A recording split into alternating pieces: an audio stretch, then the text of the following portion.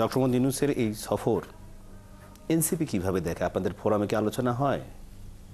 না, আলোচনা তো নিশ্চয়ই হয় এবং মানে প্রফেসর ইউনূসের এই যে সফর, এই সফর তো ধরেন যে সময়টাতে আসলে হচ্ছে এটা খুব গুরুত্বপূর্ণ। কারণ হচ্ছে যে আপনি খেয়াল করবেন যে জুলাইতে গণ অভ্যুত্থানের পরে যারা খুব বোল্ডলি বাংলাদেশের পক্ষে, মানে বাংলাদেশের পক্ষে বলতে বাংলাদেশের ছাত্র জনতা সহ গণ অভ্যুত্থানের পক্ষে যারা অবস্থান নিয়েছে, চায়না ওয়ান অফ দেম।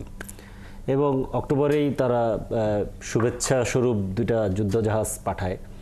তো এর মধ্য দিয়ে চায়নার সাথে ওই যে মঞ্জু ভাই যেটা বলতেছিলেন যে হাসিনা যখন গেল, হাসিনা যে সে তো আসলে একটা ব্যর্থ হয়ে ফেরত আসলো। তো ব্যর্থ হয়ে ফেরত আসার পরে যেটা যে ওইখান থেকে তো আসলে বাংলাদেশকে শুরু করতে হয়েছে, মানে সে তো একটা ব্যর্থতায় বাংলাদেশকে রেখে গিয়েছে চায়না প্রশ্নে, ওইখান থেকে বাংলাদেশকে শুরু করতে হয়েছে। তো আমরা লাকি যে প্রফেসর ইউনূস এই ব্যাকফুটে থেকেও উনি বেশ ফ্রন্ট ফুটে বাংলাদেশকে আসলে নিয়ে এসেছেন এই সফরের মধ্যে।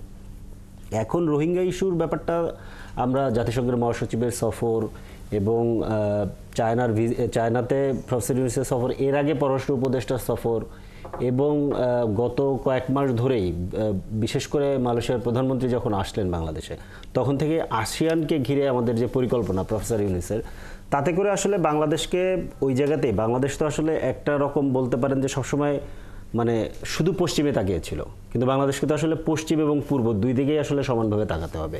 কারণ পশ্চিমে যত সম্ভাবনা তার থেকে কম সম্ভাবনা পূর্বে নাই, আমি বলবো যে বরঞ্চ বেশি সম্ভাবনা।